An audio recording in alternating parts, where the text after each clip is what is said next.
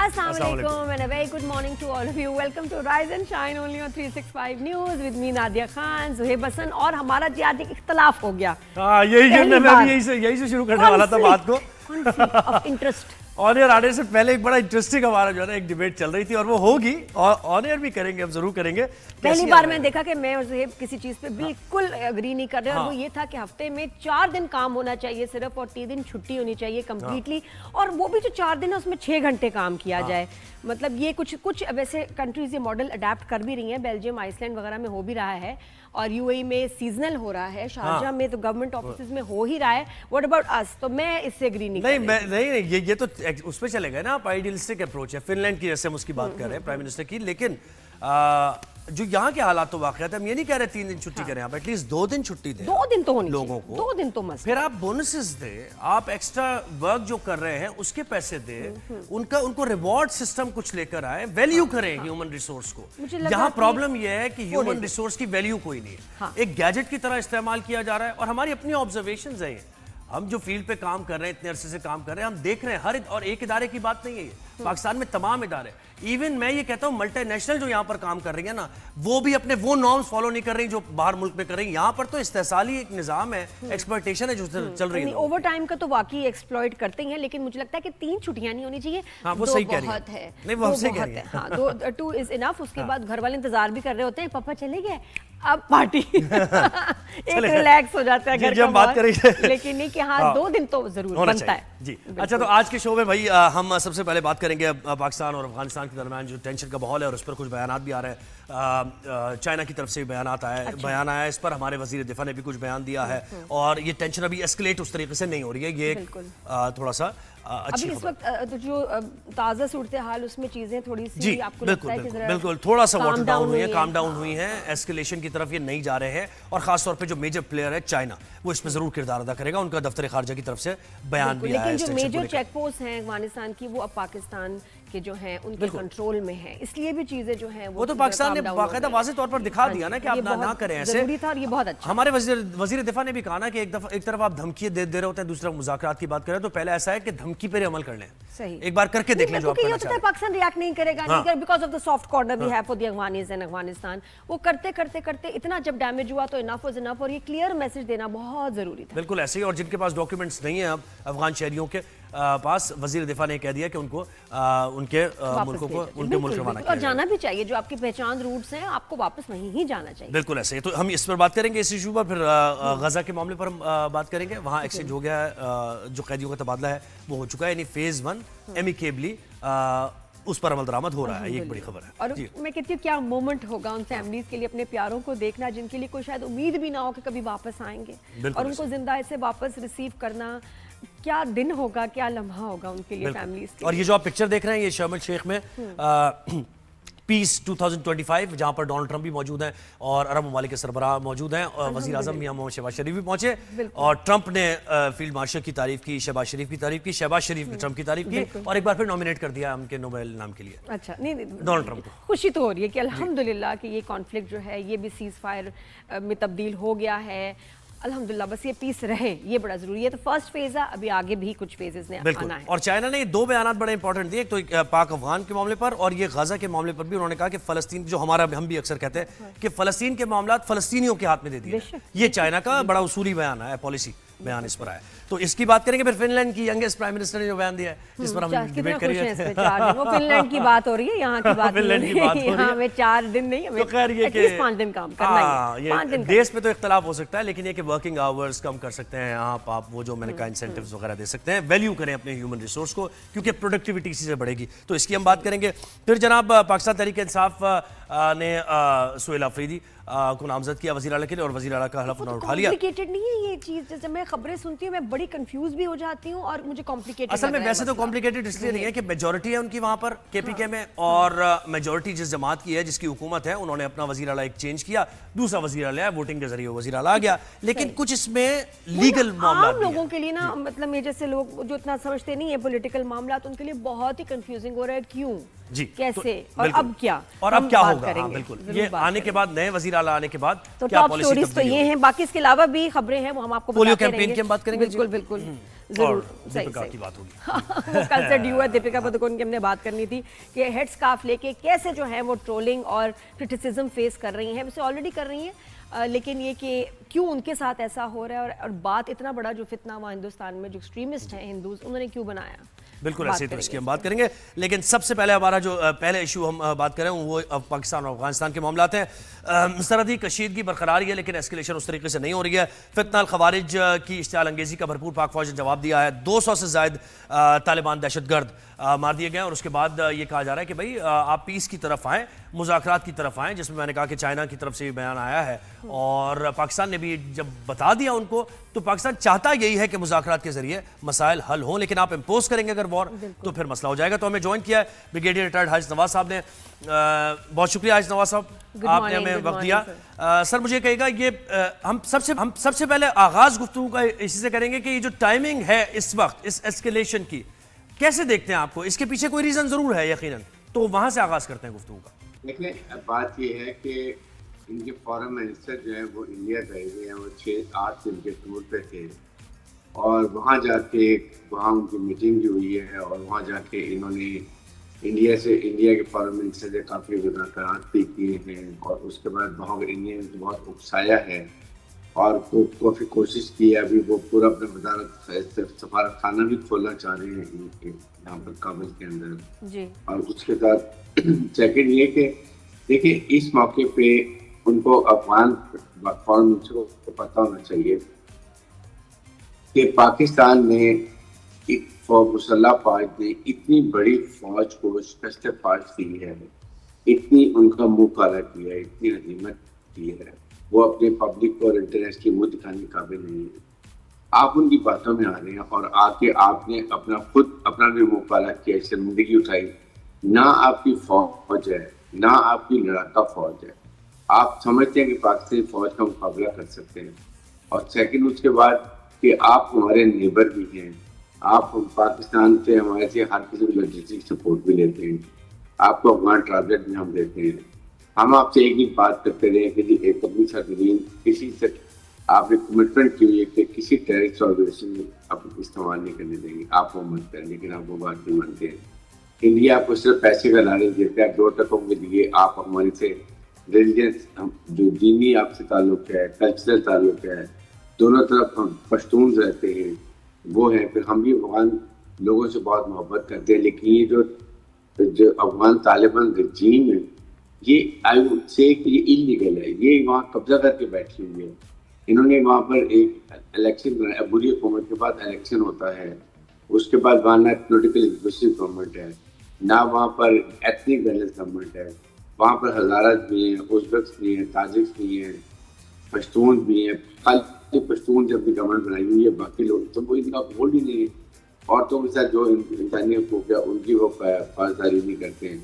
ان چیزوں کو دیکھتے ہوئے آپ کو تو پاکستان نے ہمیشہ بھی سفارت کاری بھی کی ہے, رشیا کس طور پر نکالنے میں آپ کو مدد کی ہے, امریکن جب جا رہے تھے آپ کو مدد کی, کون سے موقع پہ مدد نہیں کی. تو آئی تھنک اوور آل یہ افغانستان یہ تھینک لیس ہے. اس لیے پھر پاکستان نے had to take a very strong step, اور وہ ایسا اسٹیپ یہ کہ ابھی یہ منتیں کر رہے ہیں سیز فائر کے, روپے کا کام نہیں کر رہے ہیں کہ ان کو ایک دفعہ بھی سارے کیمپ ہم نے یہ دہشت گردوں کیمپ خراب تباہ کر دیے ہیں, ان کے فورٹ سے تباہ کر دیے ہیں, ان کے ایمونیشن ہم تباہ کر دیے, تاکہ آپ ان کے کمانڈر کے پیچھے پڑیں گے, ان کو بھی ماریں گے جیسے اسرائیل مارتا ہے. ان کے کمانڈر داعش کے اور فوجیوں میں یہ ماریں گے تب ان کی جان چھوڑیں گے. جی بگیری صاحب, تو آپ کو لگتا ہے کہ فوج نے جو ٹارگیٹڈ اٹیکس ان پہ کیے ہیں ونس اینڈ فار آل ذرا ایک کلیئر میسج دینے کے لیے, اس میں افغانستان نے بھی کوشش کی ہے کہ جی سیز فائر ہو جائے, لیکن فوج کا کیا مقصد ہے کہ کون سی شورٹی ان کو افغانستان گورنمنٹ کی طرف سے ملے تو تب وہ جو ہے اس کے بعد آپریشن روک دیں؟ دیکھیں, ایک تو اب پہلا آپریشن کیا ہے تو وی وانٹ ٹو اچیو کہ جو ہم نے ٹارگیٹس اپنے سوچے ہدف رکھے ہوئے ہیں وہ کمپلیٹ کریں. اس کے بعد جب ان سے بات چیت ہو تو پھر 7 ثالث ممالک آپ کے سعودی عرب ہے, یو اے ہے, پھر آپ کے سامنے قطر ہے, چائنا ہے, جو ممالک بھی آ کے بیٹھ کے بات کرتے ہیں یہ کہ آئندہ یہ کمٹمنٹ کریں کہ اپنی سرزمین کسی ٹیررسٹ ساتھ کو خاص طور پہ داعش کو, فوجیوں کو یہ اس کے بعد یہ تو پہلے بھی یہ تو بولا تھا ان کے پرائم منسٹر نے بولا تھا پہلے کہ جی ہم اپنی زمین کا استعمال نہیں ہونے دیں گے, پھر بھی کر رہے ہیں. ارے اس لیے آپ کم از کم 2-3 ملکوں کی گارنٹی لیں گے, اس کے بعد ان سے بات کریں گے, اور ساتھ یہ بھی اب ان کو بتا دیں گے کہ اگر آپ اس دفعہ یہ کرتے ہیں تو پھر ہم ان کی لاجسٹک سپورٹ بند کر دیں.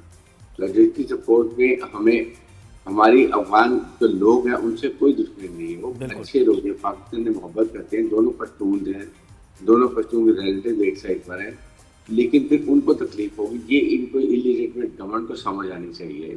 بلکہ میں تو کہتا ہوں عوام کے وہاں کے جو افغان سے ہم کو کھڑے ہونا چاہیے حکومت کے خلاف, فورس کرے کے الیکشن کرائیں, نئی حکومت ان کی مرضی کے لیے کریں. دیٹ از مور. بالکل, یہ تو بری حکومت ہے, آپ سے کہہ رہے ہیں. اچھا مجھے سر یہ بتائیے گا کہ یہ جو ایک تجویز آئی ہے, کے پی میں تبدیلی ہوئی ہے, وہاں سے یہ تجویز آئی ہے کہ قبائلی عمائدین ہوں, صوبائی عمائدین ہوں, صوبائی نمائندے ہوں, ان پر مشتمل کمیٹی بنائی جائے اور افغانستان سے بات کی جائے. یہ پہلے بھی کوشش ہوتی رہی ہے, اس تجویز کو آپ کیسے دیکھتے ہیں؟ بہرحال مذاکرات ہی ہونے نا سر امن لانے کے لیے. جی دیکھیں مذاکرات ہونے ہیں افغانستان سے, لیکن وہ جو ہوتے ہیں فارن ریلیشنز اور اس کے بعد ڈیفینس, یہ فیڈرل گورنمنٹ کے پروگریٹو ہوتا ہے. پروونشل گورنمنٹ کو اگر چاہتی ہے تو جب فیڈرل گورنمنٹ جا کے مذاکرات کرے گی افغان طالبان سے, تو اس میں ان کا نمائندے ہمارے فیڈرل گورنمنٹ سے جا سکتے ہیں, بٹ ڈائریکٹ پروونشل گورنمنٹ نہیں کرتی ہے. اور سیکنڈ یہ کہ پروونشل گورنمنٹ کو فل سپورٹ کرنا چاہیے فیڈرل گورنمنٹ کو, مسلح افواج کو, کیونکہ جب تک جس ایریے میں 70% ٹیررسٹ ایکٹیویٹیز ہو رہی ہیں اور وہ وہاں کی حکومت پروونشل اگر آپ کو سپورٹ نہیں کرتی ہے تو آپریشن ڈیفیکلٹ ہوتے ہیں. جب تک وہاں کی ڈسٹرکٹ ایڈمنسٹریشن, وہاں کی آپ کی جتنے لوگ وہاں کے جو عمائدین ہیں, وہاں کے ملک ہیں, سردار ہیں, وہ آپ کو وہ اپنی پاپولیشن کو اپنے ایریا میں وہ نہیں سمجھاتے ہیں کہ آپ کے ایریا میں جب بھی کوئی ٹیررسٹ آ کے دہشت گرد رکتا ہے, آپ کو بلیک میل کرتا ہے, ہیومن چینج استعمال کرتا ہے, آپ فوراً بتائیں, سیکورٹی فورسز کو بتائیں کہ آپریشن کیا جائے, بجائے کہ آپ ان کا ساتھ دیتے ہیں. پھر وہاں وہ ایکسپلوسیو رکھتا ہے, جیکٹو بناتا ہے, مسجدوں میں جا کے وہ آپ کے بارود بناتے ہیں, آئی ڈیز بناتے ہیں, جس سے ویسے لیکن اس میں کے پی کے کا الائن ہونا بہت ضروری ہے نا سر, رائے عامہ وہاں پر جو ہے اس کا. جی تو اس کے لیے کیا ایفرٹس کی جائیں؟ کیونکہ بہت امپورٹنٹ یہ بات ہے, جب تک کے پی کے لوگوں میں ایک مختلف رائے رہے گی آپریشن کو لے کر بھی, تو یہ مسئلہ ویک پوائنٹ ہی رہے گا آپ کا. بالکل اس کے لیے دیکھیں, اس کے لیے ہے کہ فیڈرل گورنمنٹ کو چاہیے کہ فیڈرل گورنمنٹ کے نمائندے, ایون میرے نہیں خیال کہ پرائم منسٹر کو ایک دفعہ بھی وہاں پر گئے ہیں, کے پی کے میں گئے ہیں, ایک بنو میں انسیڈنٹ ہوا اس کے لیے گئے تھے. He should go and meet. آپ کے پولیٹیکل ڈفرینس ہو سکتے ہیں, لیکن نیشنل لیول پہ جب ایشوز ہوتی ہیں تو وہاں آپ کو میٹنگ کرنی چاہیے. جہاں پرائم منسٹر جائیں, وہاں کی ٹیم جائے, بیٹھ کے پروونشل گورنمنٹ سے بات کرے, ان کو نقطہ نظر سمجھائے, بریف کرے کہ جی یہ اس طریقے سے ہمیں آپ کی سپورٹ چاہیے. کیونکہ جب تک چاروں صوبے اور فیڈرل گورنمنٹ اور مسلح افواج ایک پیج پر نہیں ہوئی, دہشت گردی میں کامیابی نہیں ہوگی. اس لیے دولت کاری جو ہو رہی ہے نا, جو وہاں انلیگل اسپیکٹرم میں جس میں اسمگلنگ ہے. جی بریگیڈیئر صاحب, ابھی اس وقت کوئی اندازے کے مطابق کتنے افغانی پاکستان میں رہ رہے ہیں ابھی؟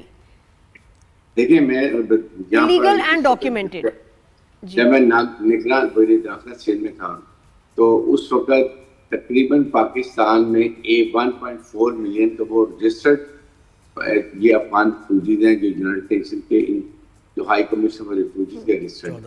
اس کے علاوہ بھی میرے خیال میں کم از کم بھی ہمارے پاس 15 لاکھ کے قریب یہ افغان ریفیوجیز ہیں جو انلیگل ہیں, یعنی 30 لاکھ کے قریب ہو گئے. 30 لاکھ, اور یہ ہم یہ 4 دہائیوں سے ان کی مہمانداری کر رہے ہیں. تو یہ بریگیڈیئر صاحب ان کو یہ واپس کیسے جائیں گے؟ اور ان کو یہ بہت بڑا چیلنج تو یہ ہے ان کو واپس بھیجنا, ان کو آئیڈینٹیفائی کرنا. ہم نے شروع کر دی ہے ان کو. دیکھیں جن کے پاس بھی پرماننٹ ریزیڈنٹس نہیں ہیں, ان کے کارڈ جو ختم ہو گئے, جو انلیگل رہ گئے, ان کو صرف واپس بھیج رہے ہیں, اور ان کو بھی بہت احترام سے بھیج رہے ہیں. ان کے لیے ہم گاڑیاں ارینج کر رہے ہیں, بالکل راستے میں خواتین کے لیے ٹھہرنے کا, ریسٹ کا ارینج کر رہے ہیں, تاکہ جب یہاں سے جائیں تو پاکستان کی اچھی یادیں لے کے. لیکن یہ افغانستان کو بھی سمجھ آنی چاہیے ان طالبان کو کہ اتنا ہم نے آپ کے لیے کیا ہے تو پھر آپ ہمارے لیے کیا کرتے ہیں. ایٹ لیسٹ یہ جب جائیں گے پھر ان کو پتہ چلے گا اکنامک لاس, اکنامک پنچ کیا ہوتا ہے, اور کیا وہاں پر ارینجمنٹ کرنے پڑتے ہیں. اور افغانی لوگ بھی پھر ان کے خلاف خود ہوں گے کہ ہمیں اچھی بجائے ہم رہ رہے تھے, ہمیں ان جو ہے ڈسپلیس ہونا پڑا ہے. دیٹ از واٹ پیچھے. اور پھر یہ بہت بڑی نرسری بھی ہے, یہاں پہ بریڈنگ رہتی ہے, یہیں پہ سہولت کاری ہوتی ہے, یہیں دہشت گرد چھپتے ہیں, یہ کرمنل ایکٹیویٹیز بھی کرتے ہیں, نارکوٹکس بھی بیچتے ہیں, ہر قسم کے الٹے کام کرتے ہیں. تو میرے خیال میں یہ جائیں گے تو ہمارے ملک کا کرائم ریٹ بھی ڈاؤن ہو جائے گا اور دہشت گردی میں بہت فرق پڑے گا. جی بہت شکریہ بریگیڈیئر حارث نواز صاحب ہمارے ساتھ ہیں. اور پاکستان کے معاملے میں تین جنریشنز کا معاملہ ہے, شادیاں ہو گئی ہوں گی, بچے ہیں ان کے, اور اس میں ان کے ریلیٹیوز ہیں, وہ ریلیٹیوز کس طرح کے یہ بھی ہمیں نہیں پتا. اور پھر بھیجنے میں افغان حکومت اس میں اگری کرتی ہے نہیں, یہ بھی بہت ضروری ہوگا, وہ فیسیلیٹیٹ کرتی ہے اس پروسیس کو یا نہیں. بالکل. اور یہ افغانی اگر جو اپسیٹ بھی, جو پریشان بھی ہیں, تو اپنی حکومت سے جا کے پوچھیں کہ کیوں انہوں نے کیا ایسے اپنے محسنوں کے ساتھ, پاکستان کے ساتھ, کہ جو آج آپ تکلیف میں, پوچھیں ان سے. بریک کے بعد ملتے ہیں. بریک کے بعد واپس.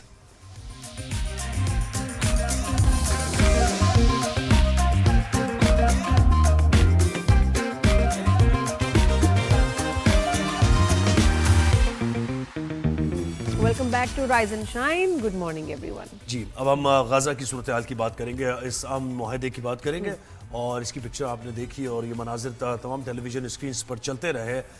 ڈونلڈ ٹرمپ نے جو خطاب کیا, جو وزیر اعظم میاں محمد شہباز شریف نے کیا, غزہ جنگ بندی معاہدے پر ثالث ممالک مصر, ترکیہ اور قطر اور امریکہ نے دستخط کر دیے ہیں.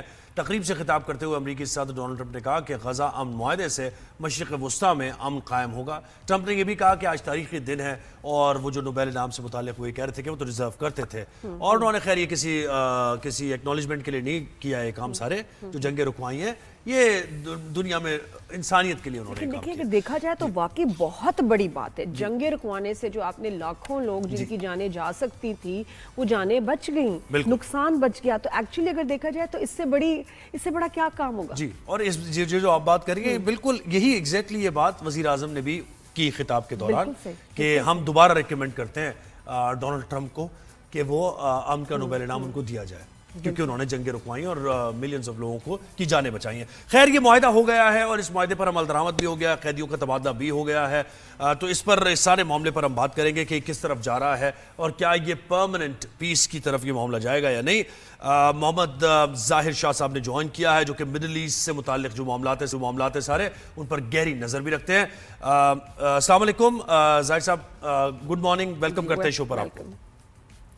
وعلیکم السلام, گڈ مارننگ. بہت بہت شکریہ مجھے پروگرام پہ لینے کا. جی اچھا سر, مجھے بتائیں کہ یہ غزہ کے حوالے سے انتہائی اہم پیش رفت ہوئی ہے, قیدیوں کا تبادلہ بھی ہو گیا ہے. دیر پا امن کا یہ ضامن ہوگا یہ, اور جتنے بھی اسٹیک ہولڈرز ہیں, ممالک ہیں, اسی طرح اپنا کنسرن شو کرتے رہیں گے. یہ فیز 1 ہے ابھی, اور بھی فیزز ہیں. اچھا, بسم اللہ الرحمن الرحیم. ایک تو میری رائے یہ ہے کہ جس طرح ہمارے پی ایم صاحب شہباز شریف صاحب نے فرمایا کہ تاریخ کے ایک نازک موڑ پر ہم کھڑے ہیں, جہاں خون, آنسو اور بربادی کے بعد ایک امید کی کرن پھوٹ رہی ہے. اور انہوں نے اس موقع پر ڈونلڈ ٹرمپ کا شکریہ بھی ادا کیا, اور انہوں نے ایک بہت اہم بات کی اس موقع پر. انہوں نے فرمایا کہ غزہ میں نسل کشی اور تباہی کے خاتمے کی طرف یہ پہلا قدم ہے, اور اب جتنے بھی سٹیک ہولڈرز ہیں اس کے, ہم سب کو اس معاہدے کو جو ہے ایک لانگ ٹرم امن میں اس کو چینج کرنا چاہیے. اور جیسے انہوں نے فرمایا کہ اس کے لیے آگے ہم کیا کر سکتے ہیں, تو اس میں یہ ہے کہ جو مسجد اقصی ہے, مقدس مقامات ہیں, ان کا احترام کیا جائے, ان کی بے حرمتی نہ کی جائے, اور غیر قانونی بستیاں وہاں نہ بسائی جائے. دوسرا یہ کہ اس مسئلے کی جڑ کیا ہے. اس مسئلے کی جڑ یہ ہے کہ فلسطین ایک ریاست تھی جس پر اسرائیل نے قبضہ کیا. اب دیر پا امن تب ہی آئے گا جب فلسطینیوں کو ان کا حق دیا جائے گا, اور حق ان کی خواہشات کے مطابق دیا جائے گا. اب دیکھ لیں, اگر ان کو واپس ان کو حق خود ارادیت دیا جاتا ہے اور دوبارہ امن کی طرف ہم آتے ہیں, تو اس میں یہ ہوگا کہ ایک فلسطینی اسٹیٹ بنے گی, اور خود بخود اس کے پھر جو انسٹیٹیوشنز ہیں وہ بنیں گے, اور وہ انسٹیٹیوشنز چاہے ایجوکیشنل ہو, ہیلتھ کے ہوں, یا باقی جو ان کے عسکری انسٹیٹیوٹ ہیں وہ بنیں گے. اور اس کی بنیاد پر جو مختلف فیکشنز ہے وہ اپنا اسلحہ بھی ڈال دیں گے, اور ایک دیر پا امن جو ہے وہ مڈل ایسٹ میں آئے گا. اور جو ہماری ایک جو اسٹریٹجک سویلائزیشن ہے جوڈیو کرسچن اور اسلامک سویلائزیشن ان کے درمیان بہت زیادہ یعنی ایک دیر پا امن بھی آ جائے گا.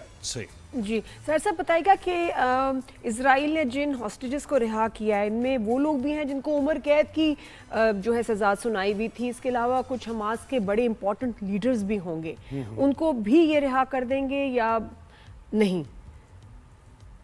اچھا تھوڑا سا میں ٹوٹل قیدیوں کی طرف آؤں گا. اس وقت جو ہے جو ٹوٹل کاؤنٹ ہے قیدیوں کی, فلسطینی قیدیوں کی اسرائیلی جیلوں میں وہ ہے 11,100.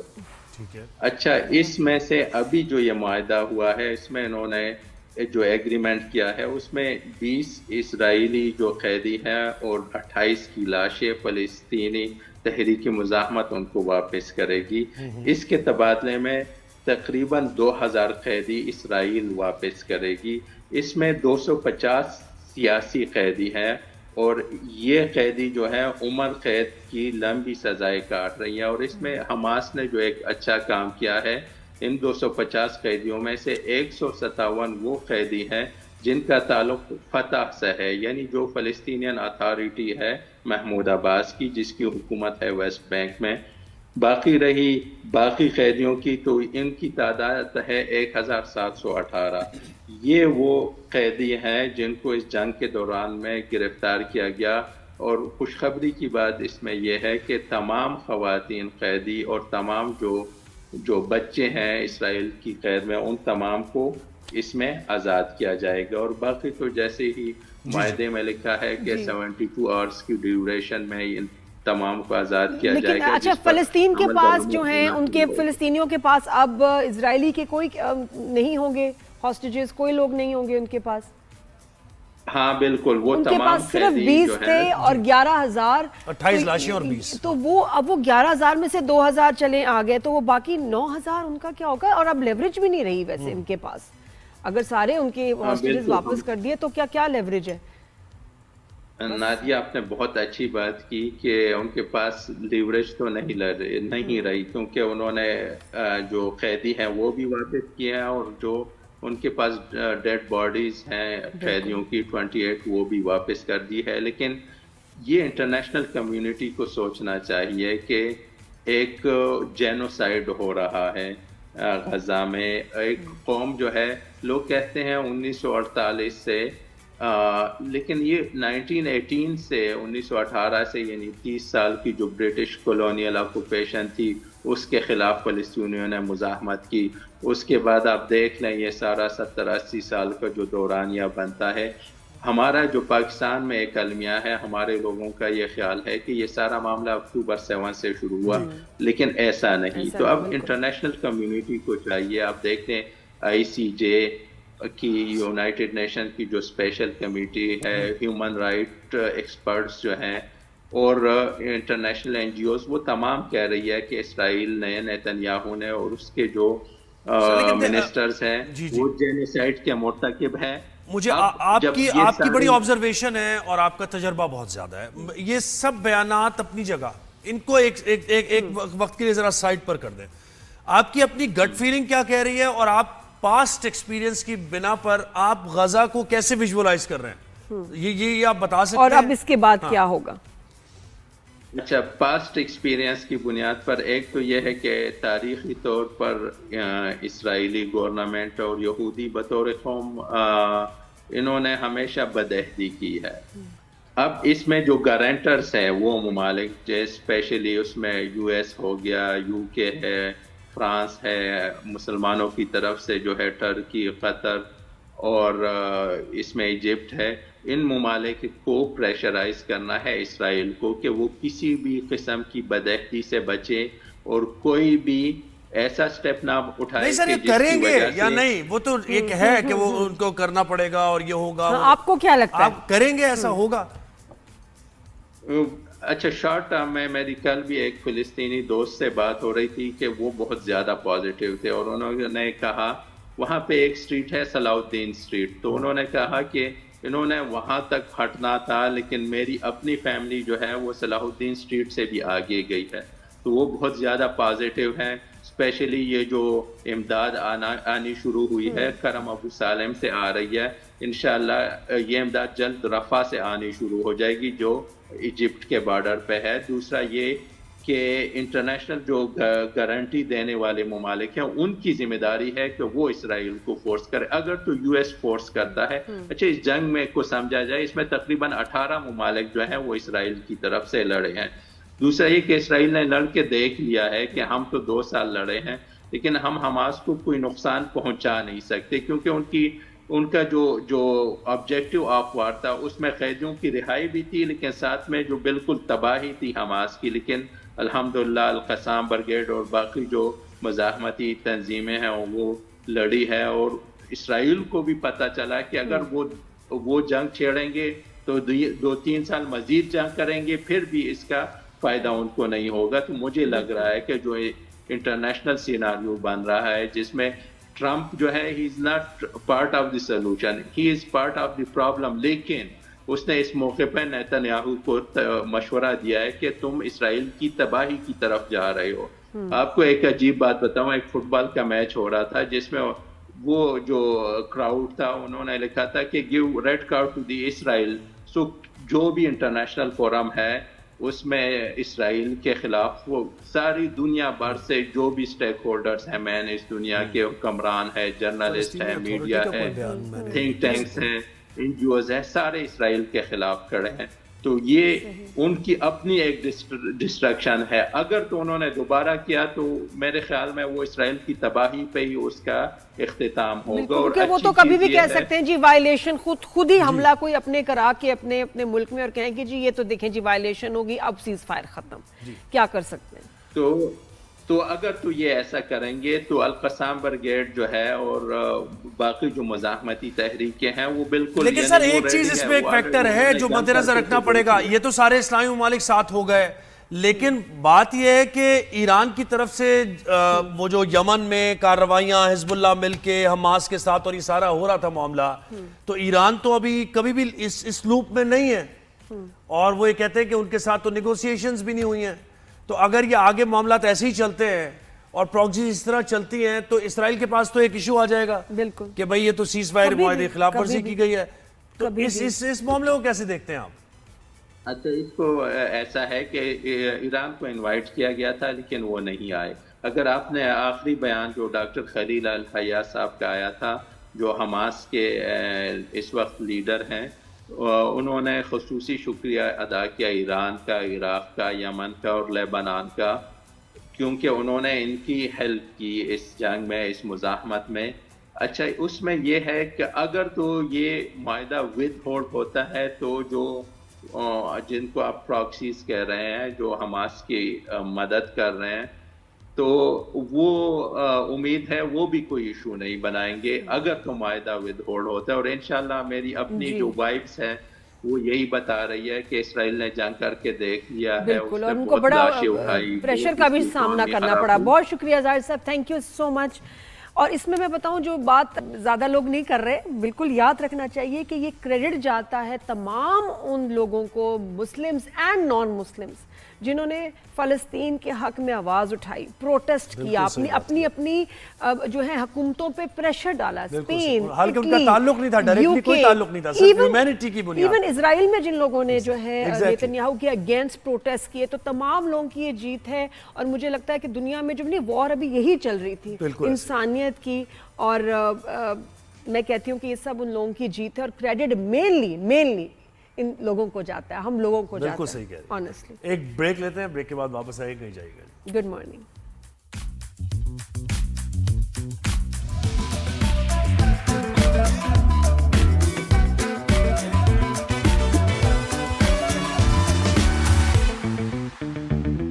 Welcome back after the break, good morning everyone. تو جی اسی آ جاتے ہیں ہم موڑ پہ جہاں سے ہم نے شو کا آغاز کیا تھا، اختلاف، کانفلکٹ ہمارا، وی آر ناٹ ایگرینگ۔ اچھا دیکھیں، ایک چیز سجیسٹ کی ہے، فن لینڈ کی بہت ہی کم عمر ترین وزیر اعظم ہے انہوں نے، اچھا وہاں سے ہم ڈیبیٹ کو کھولیں گے، اوپن کریں گے، اور اس کے بعد پاکستان کے کانٹیکسٹ میں بات ہوگی۔ انہوں نے یہ کہا ہے کہ ہفتے میں 4 دن کام ہونا چاہیے، اور 6 گھنٹے ورکنگ آورز ہونے چاہیے, یہ ان کی بات تھی. اور اس کے ساتھ ساتھ دیگر چیزیں تو پھر آئیڈیل ہوں گی نا, معاملات سارے کہ بھائی انسینٹیوز ہو, یہ وہ سارے. آپ بتائیں نادیہ, آپ کیا کہہ رہی ہیں پاکستان کے کانٹیکسٹ میں کیا ہونا چاہیے؟ اگر میں یہاں کی بات کروں 6 گھنٹے میں پھر بھی جو لوگ کام کرنے آئیں گے وہ لیٹ آئیں گے اور کہیں گے کہ جی بائک کا مسئلہ ہو گیا, گاڑی کا مسئلہ ہو گیا, فلاں چیز ہو گئی, پنکچر ہو گیا, یہ ہو گیا, تو اس میں سے بھی جو ہے نا 2 گھنٹے ہمارے لیٹ آنے کے اس میں نکل جائیں گے. اور یا پھر جلدی چلے جائیں گے کہ فلاں مسئلہ ہے یا وہ مسئلہ ہے یا یہ کرنا ہے وہ کرنا ہے. تو 6 آورز مجھے لگتا ہے کہ ابھی ہمارے لوگ اس کے لیے ریڈی نہیں. آلریڈی یہ تو آپ نے ختم کر دیا, کینسل کر دیا 6 آورز. ہاں میں کہتی ہوں 5 ڈیز تو کام کرنا ہی چاہیے. 4 دن بھی آپ نے ختم کر دیا. 8 گھنٹے اور 5 دن کام ہونا ہی چاہیے. اچھا گھر والے بھی بڑے خوش ہوتے ہیں کہ بھی کام پہ گئے سب, چلو بڑے بہت اچھا ہے, ضروری ہے. بچے بھی خوش ہوتے ہیں, خاص طور پہ لیڈیز بڑی خوش ہوتی ہے کہ ارے ہسبینڈ گئے کام پہ. بھائی یہ دونوں آپشن جو ہے رد کر دیے نادیہ نے. تو جب آپ ووٹ دے رہے ہیں اور نادیہ اگر پالیٹکس میں آ جائے تو بس سوچ سمجھ کے ووٹ دینا نادیہ کو, کیونکہ یہ دونوں کام وہ نہیں کر رہے. کام اور صرف کام, زیادہ. لیکن یہ جو ہے نا ان کو یہ مزدور فرینڈلی جو ہے نا وزیر اعظم ان کو کہا جا رہا ہے. اور آپ پاکستان کے کانٹیکس میں نے کہا نا یہ بات کریں, اگر آپ ہیلتھ انشورنس یہاں پر کوئی نہیں ہے, میجورٹی اداروں کی میں بات کر رہا ہوں, میں کسی کو ذرا پن پوائنٹ نہیں کر رہا, ہیلتھ انشورنس بالکل بھی نہیں ہے یہاں پر. اچھا جاب سیکیورٹی یہاں بالکل نہیں ہے, انکریمنٹس کا سلسلہ یہاں کوئی نہیں ہوتا, ٹھیک ہے, انسینٹیوز یہاں کوئی نہیں ہے, بونسز یہاں کوئی نہیں ہے, ورکنگ آورز یہاں 8 گھنٹے ہیں, 9 گھنٹے ہیں, 10 گھنٹے ہیں, کام کے لیے بٹھا دیا آپ نے, مطلب لیٹ بھی بیٹھ رہے ہیں لوگ, ٹھیک ہے. صبح 7 بجے ایک آدمی جا رہا ہے اور وہ 7:30 بجے گھر آ رہا ہے واپس. یہ صورتحال یہاں پر ہے. تو یہاں پر ایکسپلائٹیشن ہے, ہمیں اپنے قوانین کو بدلنے کی ضرورت ہے اور لوگوں پر خرچ انویسٹ کرنے کی ضرورت ہے. آپ کا جو ہیومن ریسورس ہے نا وہ سب سے زبردست ریسورس ہے, سب سے امپورٹنٹ ریسورس کسی بھی آرگنائزیشن میں ہیومن ریسورس ہوتا ہے. اگر آپ اس پہ انویسٹ کریں گے تو آپ کی پروڈکٹ اچھی ہوگی الٹیمیٹلی. یہاں یہ نہیں سوچا جا رہا, یہاں پر ایک انسان کو ایک گیجٹ کے طور پہ استعمال کیا جا رہا ہے اور وہ گیجٹ کام کرتے کرتے کرتے کرتے وہ گھس جاتا ہے اور اس کے بعد کہتے ہیں چلو جی اللہ حافظ, اب تمہاری ہمیں ضرورت نہیں ہے. تو یہ قوانین بالکل بھی جو ہے نا یہ قوانین بدلنے چاہیے. ایک تو مجھے وہ بات بالکل سمجھ نہیں آتی کہ ہم اوور ٹائم اور بونسز کیوں نہیں لوگوں کو دیتے. ایک دوسرا یہ کہ میڈیکل, اچھا میڈیکل کو دیکھ کے لوگوں کو لگتا ہے کہ پتہ نہیں کوئی لاکھوں کروڑوں کی چیز ہے. آپ یقین کریں کہ 20-20 ہزار میں آپ کا 5-5 لاکھ کا جو ہے میڈیکل انشورنس ہو جاتی ہے. یعنی کہ آپ نے 20,000 روپے دیے, آپ کو سال بھر میں کوئی بھی میڈیکل آپریشن چیز کچھ ہو 5-5 لاکھ پلس مائنس ادھر ادھر آپ کو ایک انشورنس کلیم مل جاتا ہے. لیکن کوئی جو ہے ادارہ کرنے کو تیار نہیں ہے. This should be compulsory, mandatory. Job security بھی جاب سیکیورٹی, یہ چیزیں ہو واقعی صحیح. مجھے لگتا ہے کہ ان چیزوں سے چھٹی سے زیادہ یہ چیزیں اگر بہتر کر دی جائیں تو زیادہ پروڈکٹیوٹی آ جائے گی. لوگ دل سے کام کریں گے, خوشی سے کام کریں گے. بٹ پھر لوگوں کو بھی چاہیے کہ لوگوں کو بھی, لیکن لوگ آپ کریں گے یہ جو ہے نا آپ اپنے ٹائمنگ کا خیال اور ایمانداری کے ساتھ اور کرپٹ نہیں ہوں, آپ بےمانی نہ کریں. لوگ کرتے ہیں, لوگ ایمانداری کے ساتھ کام کرتے ہیں, لیکن ان کو ریمونریشن ایمانداری کے ساتھ نہیں ملتا نا. وہ اپنے ان پٹ اور آؤٹ پٹ کو ہمیشہ کمپیریزن کرتے ہیں. تو وہ دیکھتے ہیں کہ یار میں ان پٹ اتنا دے رہا ہوں, آؤٹ پٹ مجھے کچھ نہیں مل رہا. اس کے حساب سے 6 گھنٹے اگر کام ہوگا یا 7 گھنٹے چلیں آپ کر لیں, انسان گھر جائے گا, اپنے بچوں کے ساتھ بیٹھے گا, اپنی فیملی کے ساتھ بیٹھے گا, کمیونیکیشن گیپ ختم ہوگا, اپنے بچوں کو پارک لے جائے گا, تو فیملی بانڈ سٹرونگ ہوگا. یہ بڑا ضروری ہے. مسئلہ ہے کہ فیملی بانڈ ہی سٹرونگ نہیں کر پاتا ہے. یہ مجھے لگتا ہے کہ جو فیملی بانڈ کی اگر ہم بات کر رہے ہیں تو آپ یقین کریں ان کو 4 چھٹیاں بھی دے دیں. بہت ساری فیملیز میں جو مرد حضرات ہیں وہ پریفر کرتے ہیں کہ ہم لیٹے رہیں اور ہم اپنے فون پہ رہیں. بچوں کو پھر بھی انہوں نے نہیں گھمانا, اس لیے کہ یار لے کے جائیں گے اتنا خرچہ ہوگا, کیا ضرورت ہے بیٹا باہر جا کے کھیلو گلی میں. تو یہ جو چھٹی ہے یہ اس لیے کہ فیملی بانڈ بنے. پھر کچھ لوگ ہیں جو گھر میں رہتے ہیں تو لڑتے رہتے ہیں, صرف بچوں پہ غصہ نکالنا, بیگم پہ غصہ نکالنا. وہ اس صورتحال میں کہ جب تھکے ہارے آپ آ گئے, آپ ایگزاسٹ ہو گئے, اتنے ایگزاسٹ کر دیا آپ کو, مینٹل پریشر ہے, باس آپ کو 10 سنانے کے بعد آپ گھر پہنچ رہے ہیں. میں کہتی ہوں کر لو اور اس کے بعد بچوں سے اور عورتوں سے ووٹنگ کرا لیں کہ بھئی ان کو گھر پہ رکھنا چاہیے. خوش ہوں گے بچے. اور آپ کو نہیں, ویسے واقعی کوئی حرج نہیں ہے کہ 1-2 مہینے کر کے دیکھیں اور پھر اس کے بعد سروے کریں کہ کتنا فیملی کوالٹی ٹائم ان آدمیوں نے دیا بچوں کو اور بیویوں کو. ذرا یہ ہم پتا کر لیں کہ کتنی دیر یہ فون پہ تھے, کتنی دیر یہ سوتے رہے. بھائی انسانوں پہ خرچ کریں, انسانوں پہ. آپ کی کوالٹی ٹائم بھی تو ہونا, آپ کے ادارے کی, آپ کوئی بھی کام کر رہے ہیں, آپ کی پروڈکٹ ایسے جائے گی اوپر. اس پہ ذرا کامنٹ کیجئے گا. Keep watching good morning. Break کے بعد ملتے ہیں.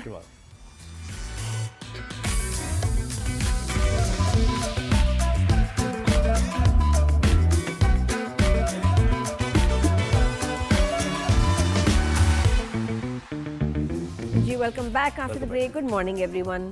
जी, अब पॉलिटिक्स की थोड़ी सी बात करते हैं. खैबर पख्तूनख्वा में एक फिर बड़ी तब्दीली आ गई है और अली अमीन गंडापुर के बाद पाकिस्तान तहरीक इंसाफ के सुहेल आफरीदी खैबर पख्तूनख्वा के नए वज़ीर आला मुंतखब हो गए. और खैबर पख्तूनख्वा इससे मुताल्लिक़ जो खबरें आती रही हैं वो यही कि वफाक की पॉलिसी कुछ चल रही है. लग ऐसा रहा है, यानी लोग ये समझ रहे हैं, एनालाइज कर रहे हैं कि KPK की कोई अलग पॉलिसी, क्योंकि पाकिस्तान तहरीक इंसाफ की हुकूमत है. अब KPK के अंदर विद इन द पार्टी बड़े मसाइल हैं. गंडापुर किस तरीके से लीड कर रहे थे, क्या वो उनकी बानी PTI की तवक्कुआत पर पूरा उतर रहे थे, नहीं उतर रहे थे, ये भी बड़े सवाल थे. और अल्टीमेटली ये फैसला हो गया कि उनको चेंज कर दिया जाए. तो जिन हालात में चेंज किया गया अफगानिस्तान के साथ मसले ही चल रहे हैं. लोगों के बारे में हम कुछ नहीं सुनते कि जी ये प्रोजेक्ट हो रहा है, उनके लिए ये बेहतरी आ रही है, ये शुरुआत हो रही है. वो nothing about the people ever. बिल्कुल ऐसे. तो इस तब्दीली के बारे में हम पूछते हैं सीनियर सहाफ़ी और तज्ज़ियाकार मुनीब फारूक ने हमें ज्वाइन किया. अस्सलाम वालेकुम, गुड मॉर्निंग मुनीब. वालेकुम सलाम, बहुत शुक्रिया. जी मुनीब, बताइएगा, इतना पॉलिटिकल अनरेस्ट है KP में, वहाँ के लोग इस सारे ये जो मसाइल हैं एक के बाद एक, एंड द फैक्ट के चीफ मिनिस्टर ने लोगों के बारे में कुछ ज़्यादा कहा भी नहीं about the public of KP के उनके लिए क्या प्रोजेक्ट्स करेंगे, उनके लिए क्या बेहतरी के लिए करेंगे. तो वहाँ के लोग कितने अपसेट हैं इस वक्त, और उनके लिए क्या ये बेहतर है चीफ मिनिस्टर जो ये अब सिलेक्ट हुए हैं नए? बहुत शुक्रिया. देखिए, ये तो अभी आई थिंक प्रीमेच्योर होगा ये असेस करना कि लोगों के लिए वो कितने बेहतर साबित होते हैं. ट्रैक रिकॉर्ड तो कोई इतना अच्छा नहीं है. खैबर पख्तूनख्वा के माजी में जितने भी चीफ मिनिस्टर्स रहे हैं, बारिंग परवेज खटक साहब, शायद उनके दौर में कोई काम शाम हुए हैं, लेकिन ओवरऑल अगर आप स्कोर कार्ड देखें खैबर पख्तूनख्वा हुकूमत का, एवर सिंस 2013 अब तक उन्हीं की हुकूमत चल रही है. और प्रॉब्लम ये है कि इस वक्त वहाँ पर जो मोटिवेशन है इमरान खान साहब की जमात के सपोर्टर्स में या वर्कर्स में, वो ज़्यादातर इस चीज़ से ओवरवेल्म्ड है कि कौन सा चीफ मिनिस्टर आकर इमरान खान साहब की रिहाई के लिए बात करेगा या उनकी रिहाई मुमकिन बना देगा, कितना बढ़ चढ़ कर वो इस्लामाबाद के साथ ताल्लुकात ख़राब करेगा, कितनी वो जोशीली तकारीर करेगा. उनसे तो यकीन मानिए कुछ हासिल नहीं होगा. गवर्नेंस के बड़े मेजर इश्यूज हैं. आप ये देखिए कि 2013 से लेकर 2025 का इख्तिताम होने वाला है. अभी तक वहाँ तहरीक इंसाफ की हुकूमत है. कोई मेजर फ्लैगशिप प्रोग्राम्स अगर आप ये कहें कि जॉब क्रिएशंस के हवाले से या इन चीज़ों के हवाले से कोई आपको नहीं नज़र आता. और महरूमी की जहाँ तक आप बात करते हैं कि जी कबायली इलाकों की, तो वहाँ अगर 7 दहाइयों में कुछ नहीं हुआ आप कह रहे हैं, तो उन 7 दहाइयों में 12 साल आपके हिस्से में भी आए हैं. आपने क्या बेहतरी की है खैबर पख्तूनख्वा के अंदर? कितने बड़े इंस्टीट्यूट्स बनाए हैं, कितने बड़े हॉस्पिटल्स नए को बना दिए हैं. ये कुछ तो किया जा सकता था, लेकिन खैबर पख्तूनख्वा के अंदर सिवाय पॉपुलिज्म को उजागर करने के और कुछ नहीं हुआ. और एक फॉल्स नैरेटिव क्रिएट किया जाता है कि, और वो है कि जी हमारा लीडर इनफैलिबल है, हम बहुत साफ शफाफ जमात हैं, हमारी हर चीज़ पार एक्सीलेंस है और हमारे साथ किसी का कोई मुकाबला नहीं क्योंकि हमारे कोई करीब भी नहीं आता. ये वो मैं समझता हूँ कि एक सेल्फ ऑब्सेशन है कि जो खैबर पख्तूनख्वा के किसी भी लीडर के दिमाग से नहीं निकल सका. और बहसियत जमात पाकिस्तान तहरीक इंसाफ इससे आई वुड से आउटग्रो नहीं कर सकी इस सिंड्रोम से. अच्छा मुनीब, ये बताइएगा जिस इवेंट के बाद ये तब्दीली आई है, देखिए ना, अगर नॉर्मल सर्कमस्टेंसेस में आती तो ठीक है कि भाई गवर्नेंस नहीं हो रही थी या उससे मुतमईन नहीं थे तो उन्होंने चेंज कर दिया, मेजॉरिटी थी उनकी. लेकिन ये अलीमा खान का मामला और ये बयानात के बाद ये तब्दीली आ गई, तो इसको परसीव कैसे कर रहे हैं KPK के लोग और ओवरऑल पाकिस्तान तहरीक इंसाफ के सपोर्टर्स? कि तो वही जब उसी तरह का रवैया है ना कि एक आदमी को पसंद नहीं आ रहा कोई और उसने कहा इसको चेंज करो, दूसरे को लगा दो, तो वही तासुर जा रहा है ना, परसेप्शन तो यही जा रहा है. देखिए, ये तो पर्सनल लाइक्स और डिसलाइक्स के ऊपर सारा कुछ हुआ है, इसका ताल्लुक गवर्नेंस से नहीं था. अब अगर इमरान खान साहब की ये ख्वाहिश है कि खैबर पख्तूनख्वा में जारी इंटेलिजेंस बेस्ड ऑपरेशंस खत्म हो जाएं, तो देखिए मैं to put it in a very straight manner I would say कि ये खैबर पख्तूनख्वा के चीफ मिनिस्टर के इख्तियार में तो नहीं है कि खैबर पख्तूनख्वा के अंदर जो इस वक्त मामलात है वो नेशनल सिक्योरिटी के हैं, वो वेस्टर्न बॉर्डर से कनेक्टेड है. और वेस्टर्न बॉर्डर इस वक्त आपका मुकम्मल तौर पर वॉलेटाइल है. और वहाँ पर नेशनल सिक्योरिटी कंसर्न्स हैं पाकिस्तान के इस वक्त. और किसी को शौक तो नहीं है ये बातें कह देना कि जी वो आप कल भी देखिए वो कबायली माहिदीन की वो TTP के वो लोगों से बात हुई तो उन्होंने अपनी शर्तें रख दी हैं. کہ اس حصے کے اندر ہمیں کھلی چھوٹ دے دی جائے اور پھر اس حصے کے اندر جو شریعہ لا ہم امپلیمنٹ کرنا چاہتے ہیں وہ ہم کریں اپنی انٹرپریٹیشن کے حوالے سے. اب آپ مجھے یہ بتائیے کہ کیا یہ کوئی ملک الاؤ کرے گا؟ آپ کو پرایا اسٹیٹ تو نہیں ہے یا آپ کوئی بنانا ریپبلک تو نہیں ہے کہ one part of your country, ایک پروونس یا اس کا ایک ریسپیکٹڈ ایریا، آپ اس کو الاؤ کر دیں وہاں پر free movement of these terrorist, اور آپ انہیں الاؤ کریں کہ اپنے حساب کی شریعت وہاں نافذ کر دو. یہ تو کوئی الاؤ یا کنڈون نہیں کرے گا. اب ایک بڑی جو غلط فہمی ہے خیبر پختونخوا کے نئے سی ایم کو کہ وہ قبائلی عمائدین اور مشائخ سے بات کر کے وہاں امن کروا لیں گے. کیا آپ، ایک کامن سینسیکل سوال ہے نا کہ کیا پاکستان کی فوج کو شوق ہے کہ وہ اپنے ینگ آفیسرز اور جوانوں کو شہید کروائیں اس آپریشنز کے اندر؟ دی آنسر از نو. اگر وہ روز وہاں پر شہادتیں دے رہے ہیں تو وہ کس لیے دے رہے ہیں؟ اس ملک کے لیے دے رہے ہیں. شہادت یہ تو نہیں ہے نا کہ آپ نے آپ نے جا کے کوئی ایک منیب پھر مجھے بتائیں اس تبدیلی کے بعد پھر تو یہ، کیونکہ دیکھیں D G I S P R کی پریس کانفرنس بھی انہوں نے بھی اس چیز کا اظہار کیا کہ پولیٹیکل قیادت کی ول نظر نہیں آ رہی ہے کے پی کے میں. تو اس تبدیلی کے بعد تو جبکہ وہ ٹو کر رہے ہیں بانی پی ٹی آئی کی لائن ان کے نئے وزیر اعلیٰ، تو مزید کمیونیکیشن گیپ ہو جائے گا، آپ یہ سمجھتے ہیں؟ دیکھیے آئی ہیو اے فیلنگ کہ جب یہ حالات خراب ہو جائیں گے تو اگر خیبر پختونخوا کے نئے سی ایم بھی اسی طرح کی حرکتیں کریں گے بچکانہ ٹائپ کی، کیونکہ وہ ان کی پرسنالٹی سے بھی لگتا ہے کہ وہ امیچور سے فی الحال جو ان کا آیا ہے، جو کل کی تقریر سے مجھے تو بڑی مایوسی ہوئی کہ انسٹیڈ کہ وہ یہ بات کریں کہ ہم اس ملک کی تمام اکائیوں کے ساتھ مل کر، وفاق کے ساتھ مل کر دہشت گردی کو اپروٹ کریں گے یا اس صوبے کے حالات کو بہتر بنائیں گے. جو انہوں نے باتیں کی ہیں وہ تو ایک بڑی بچکانہ اور سطحی سی باتیں تھیں، بالکل سطحی سوچ تھی میں سمجھتا ہوں. اس سے تو مجھے یہ اندازہ ہوتا ہے کہ جہاں تھوڑا عرصہ بعد میں ستیہ ناش ہونا تھا وہاں پہلے ہو جائے گا. اور دیکھیے ہمارے کانسٹیٹیوشن کے اندر 18ویں ترمیم کے بعد بے شمار صوبائی خود مختاری جسے پروونشل اٹانومی ہم کہتے ہیں وہ دی گئی.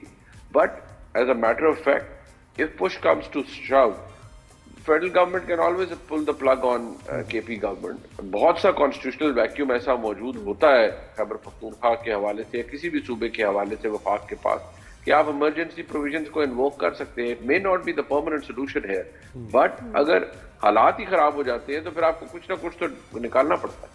بالکل منی، پاکستان میں سیفٹی اور پیس کے لیے بڑا ضروری ہے کہ جو الیگل یا افغانیز ہیں ان کو واپس بھیجا جائے. اب یہ 30 لاکھ کا نمبر ہمیں بتا رہے تھے ابھی اسپیشلسٹ، یہ آئی ایم شیور ان میں ایک بہت بڑا جو ہے پورشن وہ کے پی میں ہی ہوں گے افغانیز. تو ان کو وہاں سے کیسے واپس بھیجا جائے گا؟ یو تھنک کہ کتنا چیلنجنگ ہے اور اس میں وہ کتنا کوآپریٹ کریں گے؟ You'll be surprised to know کہ یہ صرف کے پی کے اندر نہیں ہے، یہ پنجاب کے اندر بھی ہے، یہ صوبہ سندھ کے اندر بھی ہے. اور دیکھیے اس وقت جو کنسرن ہے وہ یہ ہے کہ آپ ایک چومکھی لڑائی لڑ رہے ہیں، بہت سے بیٹل فرنٹس ہیں. تو اگر آپ کچھ چیزوں کو اس وقت اسٹریم لائن نہیں کریں گے تو these parasites would eat into you. اور اس وقت آپ نے جو تجربے اپنے ساتھ 7 دہائیوں میں کر لیے ہیں، بیڑا غرق آپ نے اپنا کیا ہے بحیثیت ریاست، اب آپ کو کریکٹیو میجرز لینے ہیں. اور کریکٹیو میجرز میں آپ دنیا میں دیکھ لیں، کوئی ملک اتنی بڑی تعداد میں افغان مہاجرین کو، فار دیٹ میٹر کسی بھی مہاجر کو، یا 2 لوگ آئے ہیں کسی دوسرے ملک سے، ان کو ہوسٹ نہیں کر سکتا. یا تو آپ بہت ہی امیر ریاست ہوں، جو کہ آپ نہیں ہیں، you are a struggling economy, you are plagued with problems. تو اب آپ کو کچھ نہ کچھ کرنا پڑے گا بیفور اٹس ٹو لیٹ. جی اچھا، ایک اور چیز بتائیے، اس کے بعد یہ جو نئے وزیر اعلیٰ ہے، آپ آنے والے وقت میں کوئی لانگ مارچ، کوئی احتجاج، کوئی دھرنے، کوئی جلسے، کوئی ڈی چوک، یہ بنتی دیکھ رہے ہیں صورتحال یا نہیں؟ ایسا نہیں ہوگا؟ دیکھیے اس کی مجھے لگتا ہے کہ یہ ہوگا، and there is a strong likelihood کہ جو نئے چیف منسٹر ہیں ان کے اوپر ایک پریشر بھی ہے، پلس انہوں نے آؤٹ پرفارم کرنا ہے گنڈا پور صاحب کو کہ دیکھیے جی میں تو بڑا میرا انریلنٹنگ قسم کا ایٹیٹیوڈ ہے اور میں تو بالکل نان کمپرومائزنگ آدمی ہوں، نہ مجھے کوئی میں تو جا رہا ہوں اور میں یہ کروں گا. اب گنڈا پور صاحب کے حوالے سے جو باتیں وہ ریزسٹ کر رہے تھے، ان کے حوالے سے پاکستان کے چند نامور صحافیوں نے انہیں کوٹ کرتے ہوئے کہا ہے، اس کا کوئی ڈینائل نہیں ہے کہ گنڈا پور صاحب سے تو ان کی عمران خان صاحب کی جو اہلیہ یا ان کی ہمشیرہ کہہ رہی تھی کہ اتنے 1000 لوگ ہمیں دیں بھئی لائیں، وہ خیبر پختونخوا پولیس کے توسط سے یا جس طرح بھی کہ ہم نے وفاق پر کے ساتھ معاملات سیٹل کرنے ہیں، ایک ٹھاننی ہے، یا خیبر یا پنجاب کے اوپر دھاوا بولنا ہے. اگر یہ سوچ پریویل کرتی ہے، اور عمران خان صاحب نے انہیں اس لیے لگایا ہے کہ جی یہ تو باقاعدہ طور پر میری بات ساری منو ان مانیں گے، جو کہ وہ لگ رہا ہے کہ مانیں گے، تو پھر تو ایک تصادم ہے. اور دیکھیے تصادم کے نتیجے میں کوئی اتنا بڑا کوئی فگر نہیں ہو سکتا یا شخص نہیں ہو سکتا جو اتنا طاقتور ہو کہ وہ ہر ایک کو اپنے آگے لگا لے اور کہے کہ بس جو میں کر رہا ہوں. ریاست سے ٹکرا جائے. صوبہ ہے، ریاست کی ایک اکائی ہے، اور آپ اس طرح نہیں کر سکتے کہ آپ آ کر اپنی وہاں کوئی ایک پیرلل سٹیٹ تو نہیں رن کر سکتے نا. تو آپ کو بہت سے مسائل کا سامنا ہوگا اگر حالات کشیدہ ہوئے.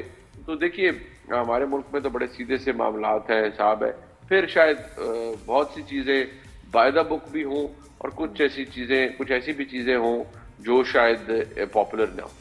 یعنی بانی پی ٹی آئی کے نکلنے کے کوئی امکانات آپ فی الحال اس طریقے سے نہیں دیکھ رہے، وہ ٹاکس کے ذریعے ہوں یا کسی پریشر کے ذریعے ہوں؟ جی نہیں، میرا نہیں خیال ہے. مجھے یہ لگتا ہے کہ گفتگو کے ذریعے، فہم و تفہیم کے ذریعے تو ہو سکتا ہے، لڑائی جھگڑے سے مجھے اس کی نہیں نظر آتا کہ یہ ہوگا. جی منیب، یہ ذرا بتائیے گا، آپ نے ایڈریس دیکھا ہوگا چیف منسٹر کا، جس طرح انہوں نے ایڈریس کیا اور اپنے بارے میں، اور بڑا ایکسپریسو ہو کے، اور بہت خان کا عاشق بڑی، ہوں اس طرح کے جملے بولے. جی وہ جو خان صاحب کے بارے میں باتیں، اچھا لوگوں کے بارے میں کوئی خاص بات نہیں تھی کے پی کے لوگوں کی، اپنی بھی ان کے اپنے آپ کا بھی تعارف کرا رہے تھے، اپنے بارے میں بھی بتا رہے تھے. وہ آپ نے اس باڈی لینگویج اور اس ایڈریس کو آپ نے سن کے کیا فیل کیا؟ تھوڑا اپنا آپ کا بھی انالیسس بنتا ہے اس میں. دیکھیے ظاہری بات ہے، وہ ان کو ایک منصب ملا ہے اور اس منصب کی بڑی اہمیت ہے. وہ چیف ایگزیکٹو ہیں اب ایک صوبے کے، اور بڑی ان کا ایک اوور ویلمنگ میجورٹی کے ساتھ ان کو الیکٹ کیا گیا ہے، which is absolutely fine. He has all the right to govern. لیکن گورننس یہ تو نہیں ہے کہ آپ نے محض فینسی کرسیوں کے اوپر بیٹھنا ہے یا بڑی میٹنگز کو چیئر کرنا ہے. لیکن اگر آپ نے پہلے دن سے ہی تصادم کی طرف جانا ہے کہ جی ہم یہ 8 to 7 پار ختم کریں گے، یہ کسی کی خام خیالی ہے کہ جی وہ ادھر ایک نوٹیفیکیشن کوئی کریں گے تو ادھر سے جی فوج کے کانوائز یا ایف سی کے کانوائز نکلنا شروع کر دیں گے خیبر پختونخوا سے.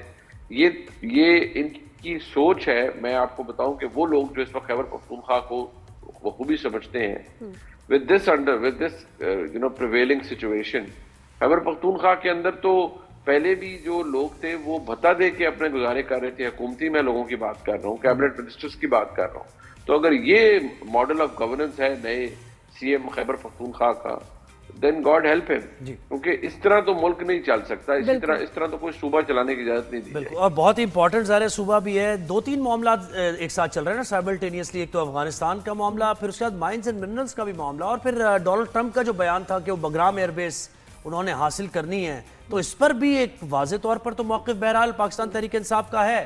تو ٹیریٹری کی بھی ایک جنگ سی ہے، کیفیت ہے. مزید آپ اس کو ٹینس دیکھ رہے ہیں؟ یعنی دیکھیے آپ کے نارمل تعلقات نہیں ہے اس وقت افغانستان کے ساتھ. Afghanistan has become a breeding ground for proxies، اور پراکسیز کے ساتھ وہاں پر ایک انڈین فٹ پرنٹ بہت زیادہ بڑھ چکا ہے. وہاں کنورج کر رہے ہیں بی ایل اے اور T T P. So with all this going on, کیا آپ سمجھتے ہیں کہ آپ ایک صوبے کو چھوڑ دیں گے، صوبے کے وزیر اعلیٰ پر without any security footprint, اور وہ نے کہیں کہ اچھا جی آپ ہم افغانستان سے بات بھی آپ جا کے خود کر لیں اور آپ اسٹیٹ پالیسی بھی رن کریں اور فارن پالیسی بھی آپ رن کریں؟ ایسے تو نہیں ہو سکتا. You are a province, you have to work under the federal government and there are certain protocols for it. جو یہ فارن پالیسی ہے یا نیشنل سیکیورٹی پالیسی ہے وہ تو فیڈرل گورنمنٹ چلاتی ہے، وہ صوبہ نہیں چلا سکتا.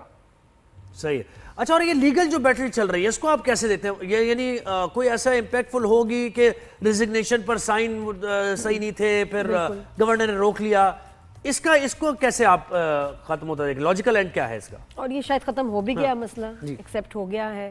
نہیں دیکھیے جو پوزیشن ہے گورنر خیبر پختونخوا کی ود ڈیو ریسپیکٹ وہ انٹینیبل ہے. وہ انہوں نے I don't know who advised ہم کہ گورنر کے پاس ایسا کوئی اختیار نہیں ہے کہ وہ کسی ریزگنیشن کو ود ہولڈ کر لے، اس پہ اعتراضات لگا کر واپس بھیج دیں. اور اگر آرٹیکل 130(8) کے تحت ریزگنیشن لکھا گیا ہے with underhand or writing or with followed by a signature. یہاں پر تو ایک نہیں دو سگنیچرز تھے, دو ڈاکیومنٹس تھے, ویریفائڈ تھے, اونڈ تھے بائی. اور مزے کی بات یہ ہے کہ وہ خود تو مزے کی بات یہ ہے کہ فیصل کریم تو کہتے رہے میں ہٹاؤں گا وزیر اعلیٰ کو اور میں ہٹا کے دکھاؤں گا, ان کی تو اپنی خواہش تھی ہے, لیکن جب ریزگنیشن ان کے پاس آیا تو وہ کہہ رہے کہ سائن صحیح نہیں تھی. دیکھیے وہ بڑی عجیب سی بات تھی, وہ انہوں نے جو حرکت یا جو بھی ان کی طرف سے کیا گیا وہ بڑی عجیب تھا کہ نہیں میرے پاس آیا نہیں. اب تو خیر ویریفائڈ ہے, کنڈی صاحب کو بھی پتا ہے, کنڈی صاحب سے ایکسپیکٹ کیا جا رہا تھا کہ اس کو معاملے کو آگے ڈیلے کریں گے, بٹ وہ کوئی اس میں ڈیلے والا چکر ہو نہیں سکتا تھا. اور میں دوبارہ عرض کروں گا کہ انڈر دا کانسٹیٹیوشن گورنر کے پاس ایسا کوئی اختیار نہیں ہے کہ وہ یہ کرے. تھینک یو سو مچ, بہت شکریہ منیب, تھینک یو, آپ نے ہمیں ٹائم دیا. آپ نے وقت دیا. ہمیں منیب فاروق سینئر صحافی تجزیہ کار ہمارے ساتھ ہے. اور میں کہتی ہوں کہ دیکھیں کہ یہ کیوں کوئی بھول جاتا ہے کہ دے آر دیئر کسی بھی سیٹ پہ بڑے عہدے پہ to serve the people. Exactly اتنی سیاست ہمارے یہاں ہو گئی ہے, اور میں کہتی ہوں کبھی کے پی کے لوگوں کی بات نہیں ہوتی کہ جو ان کی ترقی کے لیے کیا کرنا ہے, ان کے کیا مسائل ہیں, پارٹی کے اپنے مسئلے نہیں حل ہو رہے, اور اگر نہیں حل ہو رہے تو آپ لوگوں کی نمائندگی کیسے کریں گے؟ دس از سو فرسٹریٹنگ. اور میں لوگوں کی آواز بن کے بات کر رہی ہوں. بالکل, لوگ ووٹ دیتے ہیں اسمبلی میں, آپ کو بھیجتے اس لیے کہ میرے مسئلے سالو کرو, مجھے چیف منسٹر چاہیے, مجھے پولیٹیشنز چاہیے, منسٹرز چاہیے, میرے مسئلے حل کرو بھائی. You are there to serve اس پیپل اور اس دا پیپل, اور پیپل کی کوئی بات نہیں ہو رہی. تو دکھ ہوتا ہے ایسے ایڈریس میں جہاں ہمارا ذکر ہی نہ ہو, اور یہ لوگوں کو بھی یہ سوال کرنا چاہیے اپنی حکومت سے کہیں بھی کہ بھئی کیوں ہماری بات کیوں نہیں ہو رہی, ایوانوں میں ہماری بات ہونی چاہیے. عام بندے کو صرف اس سے غرض ہے. یہ سارا پروسیس اس لیے ہے الیکٹورل پروسیس کہ آپ عوام کی آواز بن کر ایوان میں جاتے ہیں اور ایوان میں وہ آواز اٹھاتے ہیں, پھر قانون سازی ہوتی ہے. لیکن یہ پروسیس نہیں چل رہا. صرف سیاست ہے اور صرف سیاست ہے اور کچھ بھی نہیں. ایک بریک لیتے ہیں, ہم بریک کے بعد واپس آئیں گے, کہیں جائے گا نہیں.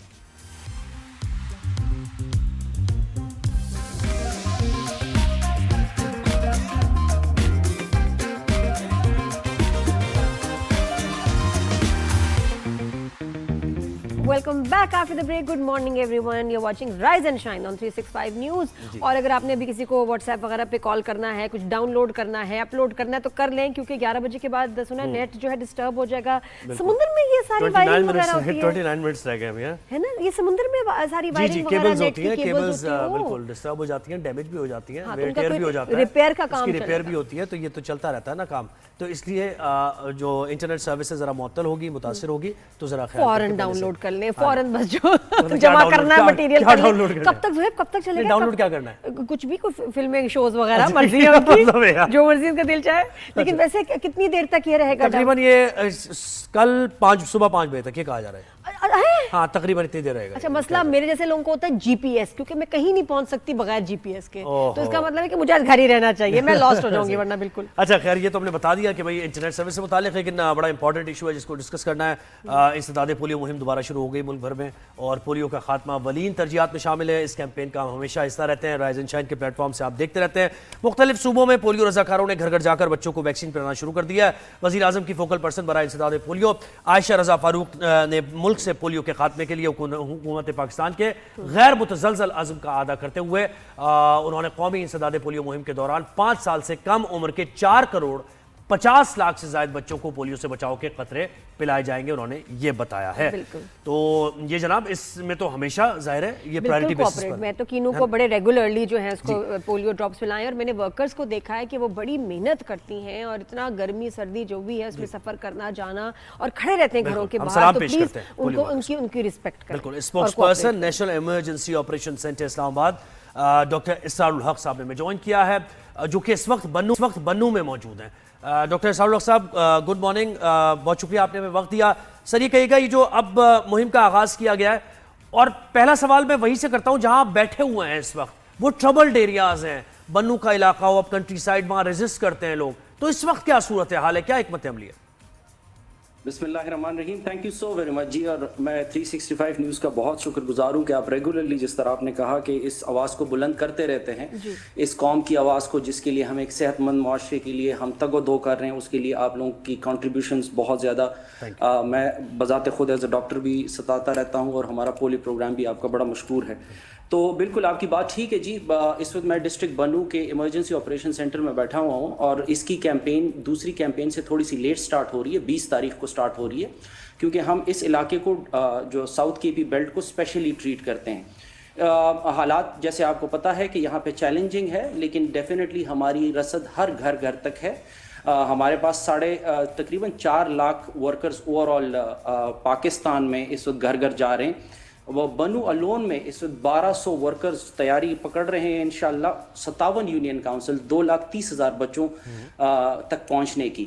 تو اوور آل یہاں پہ ہمارے پاس ڈفرینٹ اسٹریٹجیز ہوتی ہیں, جو کہ کمیونیکیشن کی اسٹریٹجی ہم یہاں کے انفلوئنسرز کے ساتھ, ڈاکٹرز کے ساتھ, علماء کرام کے ساتھ, یہاں تقریباً جتنے ہمارے انفلوئنسرز ہیں, جو کہ تقریباً 1000 کے قریب انفلوئنسرز ہیں ہمارے پاس اسی کمیونٹی میں سے, ان کو انگیج کیا ہوا ہے. لا انفورسنگ ایجنسیز ہمارے شانہ بشانہ ہے, ڈسٹرکٹ ایڈمنسٹریشن ہمیں اس میں ہیلپ کر رہی ہے. تو اوور آل اس وقت پلاننگ کا فیز چل رہا ہے. 20 تاریخ سے انشاءاللہ بنو میں کیمپین سٹارٹ ہوگی, ریسٹ آف پاکستان میں 15 سے کیمپین سٹارٹ ہے. جی تو ڈاکٹر صاحب کیا چیلنجز پولیو ورکرز کو اس علاقے میں پیش آتے ہیں, وہ بتائیے گا. دیکھیں یہاں پہ جیوگرافیکل چیلنجز ہیں, کمیونٹی وائز چیلنجز ہیں, سیکیورٹی چیلنجز ہیں, جس طرح آپ نے تذکرہ کیا. تو پولیو ورکر کو یہاں پہ جیوگرافی آپ کو پتہ ہے کہ گھر دور ہیں, کمپاؤنڈ ہاؤسز ہیں, اکثر اوقات ہمیں گھروں کے اندر ایکسیس کا ایشو ہوتا ہے کیونکہ ملٹیپل ہاؤسز ہوتے ہیں. جس طرح آپ نے موسم کا تذکرہ کیا, اس کے علاوہ سیکیورٹی چیلنجز ہوتے ہیں ہمارے. آپ کو پتہ ہے کہ آج کل کے ساؤتھ کے پی کی سچویشن تھوڑی سی ڈسٹربڈ ہے, تو وہ چیلنجز ان کو فیس کرنا پڑتے ہیں. پھر ایز خواتین ان کو چیلنجز اس معاشرے میں بھی فیس کرنا پڑتے ہیں, جہاں پہ خواتین کا باہر نکلنا تھوڑا سا ایک چیلنج ہوتا ہے.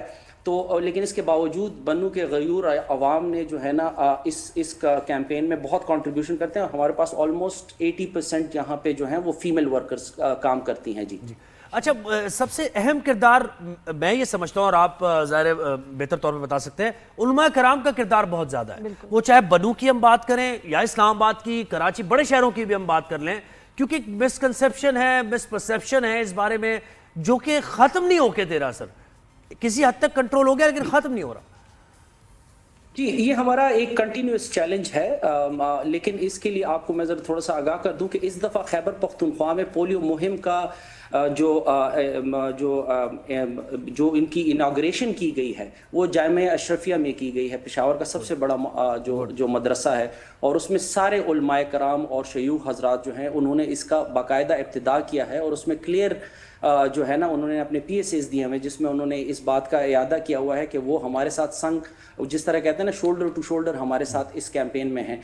لیکن اگین کچھ ہمارے پاس ایسے عناصر ہوتے ہیں جن کی مس پرسیپشن اور مسکنسیپشنز ہیں, اور یہ ہماری کمیونیکیشن ٹیم کی ذمہ داری ہوتی ہے کہ ان کے ساتھ بیٹھ کے ان کے یہ خدشات دور کیے جائیں. ہم ان کو اپنے آپ سے دور نہیں رکھ سکتے. اگر ان کو خدشات ہیں تو وہ خدشات ہمیں حل کرنے, اس کے لیے ہماری پروونشل اسکالری ٹاسک فورس بھی ہوتی ہے, اور ریلیجس سپورٹ پرسن ہوتا ہے ہر یونین کاؤنسل کے لیول پہ, جو کہ وہاں پہ جا کے دینی مسائل کے اوپر ان سے مذاکرات کرتا ہے, مناظرہ ہوتا ہے. تو کافی حد تک ہم نے جو ہے نا, آپ یہ دیکھ لیں کہ ریلیجس ریفیوزلز کو ہم نے بہت حد تک اس کو کم کر دیا. جی ڈاکٹر صاحب, تو آپ کو کیا لگتا ہے کتنی ایسی اور ڈرائیوز, پولیو ڈرائیوز, اور کتنے سال لگیں گے کہ مکمل جو ہے ایریڈیکیشن ہو جائے of this polio virus for good, کتنا وقت لگے گا؟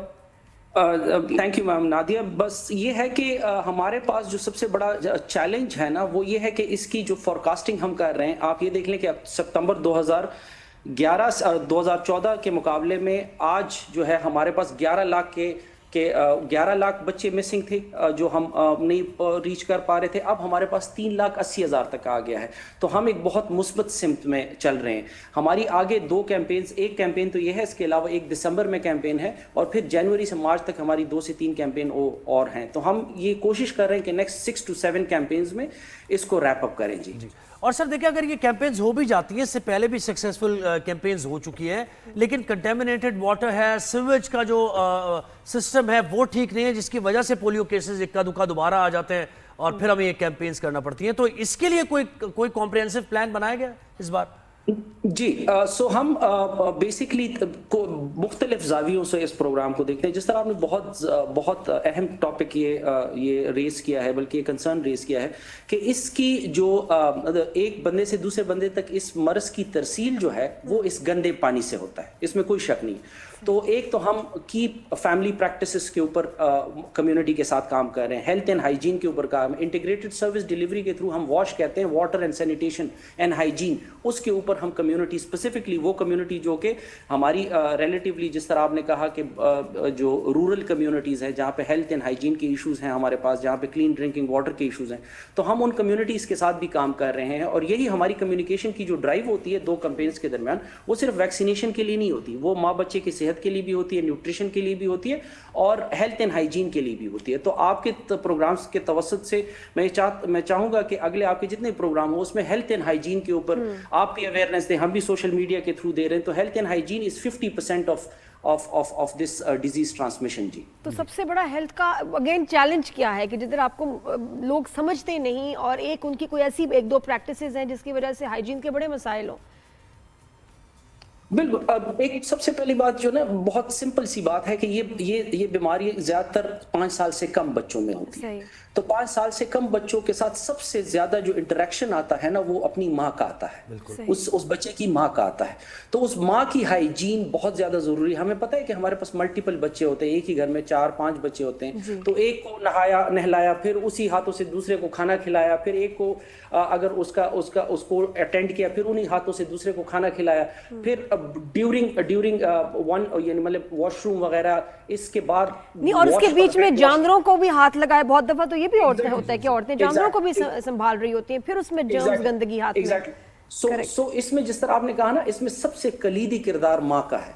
अगर माँ की हाइजीन ठीक हो जाए तो हमारे पास बहुत सारी इश्यूज जो है ना जो ट्रांसमिशन के हैं वो बहुत ज्यादा हल हो जाएंगे। बिल्कुल, एक तो पर्सनल सतह पे माँ का, और फिर ये कि एक गवर्नेंस का भी है, हुकूमतों का भी बड़ा किरदार है, लोकल बॉडीज का किरदार है। ये जो ड्रेनेज और सीवेज के सिस्टम्स आ रहे हैं, ये तो गवर्नेंस जिनके हाथ में है उनका ही इंतजामिया। अच्छा सर, मुझे एक बात बताएं, ये जो पोलियो वर्कर्स हैं इनको कौमी हीरोज के तौर पे अभी तक हम नहीं देखते वो कैंपेन, क्योंकि देखें फार फ्लंग एरियाज में जाते हैं, बड़ी बड़े मुश्किल टेरेन में वो जाते हैं और पोलियो ड्रॉप्स पिलाते हैं, इंसेंटिवाइज किया गया है उनको। वॉर अगेंस्ट पोलियो के सोल्जर्स हैं ये। सोल्जर्स हैं, तो क्या हम दे सके उनको ये एक्नॉलेजमेंट? अभी तक मुझे नहीं लगता।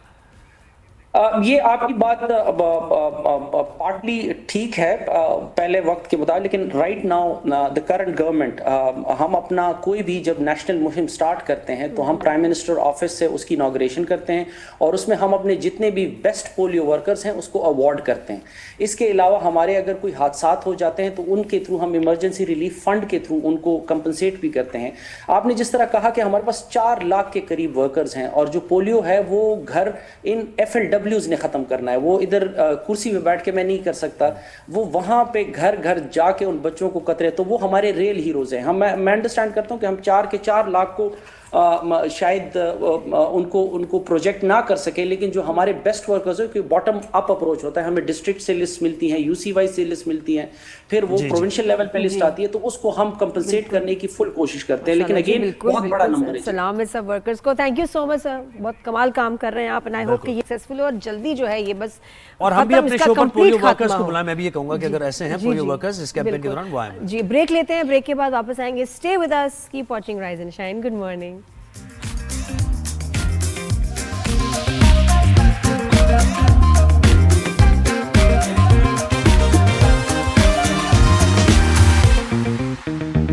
Welcome back after the break.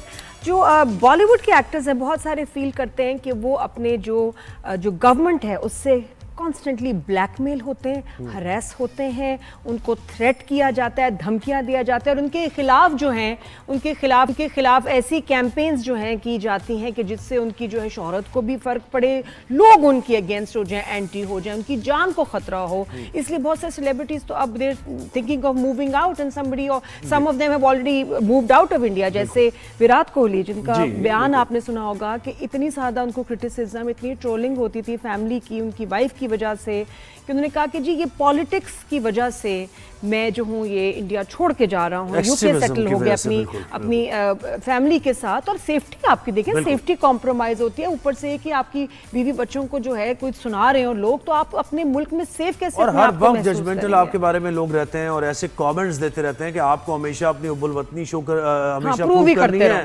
ٹھیک ہے، پھر آپ نے اپنا مذہب پروف کرنا ہے ہر وقت. اب یہ جو ہوا ہے، یہ دیپیکا مولا معاملہ جو ہوا ہے، نیکسٹ ٹارگٹ ان کا دیپیکا، اور دیپیکا کچھ عرصے سے ان کا ٹارگٹ ہے بھی، اگر آپ غور کریں، چاہے وہ بچے کے نام کی بات ہو یا کسی پروجیکٹ کی بات ہو، ان کو کچھ پروجیکٹ سے نکال بھی دیا گیا. Now this is next. جی بالکل. اور دیکھیں اگر دوپٹہ ان کے سر پر ہے، صرف سر پہ دوپٹہ ہونے سے آپ کو یہ برداشت نہیں ہو رہا اتنا کرٹیسزم، لیکن اگر آپ اس کو تھوڑا سا براڈر پرسپیکٹیو میں دیکھیں، ٹیمپل جاتے ہیں آپ مندر جاتے ہیں، آپ چرچ جاتے ہیں، ایک پروٹوکول فالو کرنا ہوتا ہے نا ہر جگہ. وہاں بھی آپ ایسے ہی منہ اٹھا کے تو نہیں چلے جاتے، کچھ آداب ہوتے ہیں ہر جگہ جانے کے. تو یہ تو مقصد اس کا نہیں ہے کہ اگر انہوں نے سر پہ دوپٹہ لے لیا اور کسی مسجد میں موجود ہیں تو کیا مطلب. ابھی تو ہم وراٹ اور ان کے انوشکا کے دکھا رہے ہیں، دیپیکا کے ذرا شارٹس دکھائیے. اور تھوڑا سا بیک گراؤنڈ میں بتاؤں کہ ابو دھابی کی جو انتظامیہ گورنمنٹ نے ان کو ہائر کیا ہے to promote tourism in Abu Dhabi. تو اس کے لیے بالکل سیلیبریٹیز ہیں، دنیا بھر کے سیلیبریٹیز میں آپ کسی کو بھی جو ہے ہائر کر سکتے ہیں. تو they would also hire to promote Abu Dhabi tourism, جس کے لیے شیخ زاید ماسک میں ان کو لے جا کے بڑے خوبصورت جو ہیں ان کی ویژولز بنائے. اب ایک مونیومنٹ بھی ہے ماسک. اور ماسکس کی اگر بات کریں، چاہے ٹرکی ہو چاہے مڈل ایسٹ، ہزاروں لوگ آتے ہیں، لاکھوں لوگ سارے سال آتے ہیں اور ان کو منع نہیں کیا جاتا. بس کہا جاتا ہے کہ آپ رسپیکٹ کے ساتھ جو ہے انٹر ہوں، آپ رولز ہیں، ریگولیشنز ہیں، اور اس کے ساتھ سکارف از اے مسٹ. اور یہی انہوں نے کیا، بڑی اچھی لگ رہی ہیں، بالکل رسپیکٹ دیتے ہوئے، پروٹوکول فالو کرتے ہوئے. اب اس پہ جو کیا ہوا ہے کہ لوگ پیچھے پڑ گئے، ٹرولنگ شروع ہو گئی. اینڈ آئی ایم شیور کہ اس میں وہ ان کے مودی جی کا بھی بہت بڑا ہاتھ ہوگا. ان کو جو ان کے جو ایکسٹریمسٹ ساتھی ہیں انہی کا ہاتھ، وہ پھر کیمپینز ایسے چلاتے ہیں کہ اس میں یہ کہ جی ان کو تو یہ تو ہے، یہ کیا کہنا چاہیے کہ اینٹی ہندو ہیں اور ان کو نکالو انڈیا سے، مسلم فرینڈلی ہو گئے ہیں. جی یہ غلط میسج دے رہے ہیں. تو واٹ از دس سر؟ مجھے لگتا ہے کہ آرٹسٹ کے ساتھ کتنی زیادتی ہے جو ایک پروفیشنل اسائنمنٹ پہ ہیں. اور بلکہ بہت اچھی بات ہے کہ ایک رسپیکٹ کے ساتھ انہوں نے جو کیا اپنا پروجیکٹ. اور آپ یہ دیکھو زہیب کہ ڈبل سٹینڈرڈز کتنی منافقت ہے انڈیا میں، کہ آپ کے جب یہ ہالی ووڈ کے سیلیبریٹیز آتے ہیں وہاں، ٹھیک ہے نا، تو سب سے پہلے جی ان کو ہار پہناتے ہیں، ان کو پگڑیاں پہنا رہے ہوتے ہیں، ان کو لڑکوں کو انہوں نے شالیں پہنائی ہیں لال پیلے نیلے رنگ کی. انہوں نے کچھ گردوارے میں جا رہے ہیں، مندر میں جا رہے ہیں تو وہ ساڑیاں پہناتے ہیں. آپ آتے ہیں ان کی تصویریں ویڈیوز شروع ہو جاتی ہیں، او جی انڈیا میں آئے ہیں. کہ تو آپ یہ بتائیں کہ پھر کوئی اگر اور رسپیکٹ دے کسی کے کلچر کو یا ریلیجن کو تو کیا تکلیف ہے آپ کو؟ کیا تکلیف ہے آپ کو؟ اصل میں یہی تو وہ پالیٹکس ہے. پالیٹکس بری چیز نہیں ہے. یہ جو ایکسٹریمزم لے کر آگے نا پالیٹکس میں، کہ ہر وقت ایک ٹینٹیٹیو اپروچ ہے کہ اگر یہ قدم اٹھا لیا تو پتہ نہیں کیا ہو جائے گا میرے ساتھ. تو اس صورتحال میں، اس فریم آف مائنڈ کے ساتھ کون آپ کے ملک میں رہنا چاہے؟ بالکل. اور جتنے بھی ہائی پروفائل شخصیات ہیں، سیلیبریٹیز ہیں، وہ کہیں گے بھائی بھاگو یہاں سے. سیف اور ان کا کرینہ کا بھی سنا تھا کہ جی قطر شفٹ کر رہے ہیں. وراٹ کوہلی آپ نے اپنا بیسٹ کرکٹر جس نے اتنا آپ کے ملک کو ہے رسپیکٹ دی، جیت دی، وٹ ایور، لیکن آپ نے اس کو اتنا تنگ کیا اور اتنا ہراس کیا کہ وہ بھی آپ کا جو ہے ملک چھوڑ کے چلے گئے تنگ ہو کے. مجھے یہ پتہ ہے. اور یہ میں آپ کو اچھا تب سے تنگ تھے وراٹ سے. میں آپ کو بتاؤں جو پہلے میچز ہوئے تھے نا، تو وراٹ نے بڑا ایک زبردست ایک گڈ ول کا ماحول تھا اس وقت، اور وراٹ نے اپریشیٹ بھی کیا، باتیں بھی ہو رہی تھی، ہنسی مذاق. تب سے یہ بہت زیادہ وراٹ سے، اور آئی تھنک پریشر شروع ہو گیا تھا. بالکل. اور وہ انہوں نے بولا نہیں کھل کے ہوگا، بات یہی ہوگی. اور انہوں نے کہا ہوگا کہ جی اسپورٹس مین شپ کے خلاف ہے کہ جی پلیئر سے آپ ہاتھ نہ ملائیں اور یہ وہ، لیکن نہیں بھی تنگ کرنا. اچھا پہلے کہتے تھے کہ جی بالی ووڈ میں انڈر ورلڈ مافیا کی چلتی ہے، اب تو لگتا ہے کہ ایک ہی مافیا ایک ہی ورلڈ کی چل رہی ہے، وہ ہے مودی ورلڈ، مودی مافیا. اور اس سے آپ ان کی دیکھیں انڈسٹری کتنا سفر کر رہی ہے. جو آرٹسٹ ہیں وہ کتنے ڈرے ہوئے. اور یہ کچھ بھی ہوتا ہے تو پہلے ان کو مورا بنایا جاتا ہے، ان کو کہا جاتا ہے جی آپ بیان دیں، آپ یہ کریں. تو کتنی غلط بات ہے کہ دنیا میں کیا پرسیپشن آپ کا جا رہا ہوگا. آپ کہیں اگر لندن چلے جائیں گے، آپ یورپ کے کسی ملک میں، آپ کہیں امریکہ میں چلے جائیں گے، اگر اس مائنڈ سیٹ سے آپ رہیں گے، اور اسی لیے ہو رہا ہے ان کے ساتھ. آپ دیکھیں جو کینیڈا میں اور یو ایس میں ہو رہا ہے، اور بھارتیوں کو جو نکالا جا رہا ہے، ان کو کہہ رہا ہے اپنے ملکوں میں واپس ہیں. تو یہ آپ کے نظریات آپ کو دیے گئے نا جو آپ پریچ کر رہے ہیں. ایکسٹریم جو آپ نے پرسیپشن، اور اب آپ کے جو یہ ٹرولنگ اور کیمپین شروع کی ہے، اسے سوچے مڈل ایسٹ کے جو لوگ ہیں وہ کتنے خفا ہو رہے ہوں گے کہ یہ آپ کیسی بات کر رہے ہیں، آپ ایسے کسی سیلیبریٹی کو ٹریٹ کرتے ہیں، اور ان کو بھی برا لگ رہا ہوگا. تو اب اس کا ریاکشن نہیں آئے گا. تو آئی تھنک مودی تو پہلے ہی پاگل تھا، اس کے ساتھ کے لوگ بھی پاگل تھے. اب تو ایکسٹریم اتنا زیادہ ہو گیا ہے کہ اپنے لوگوں کے ہی خلاف جو ہم ہاتھ کھڑے کر دیے انہوں نے. تو شو کا وقت ختم ہو گیا. فیڈ بیک اپنا دیتے رہیے گا. نادیہ اور زہیب کو اجازت دیجیے، کل آپ سے ملاقات ہوگی. اللہ حافظ. اللہ حافظ.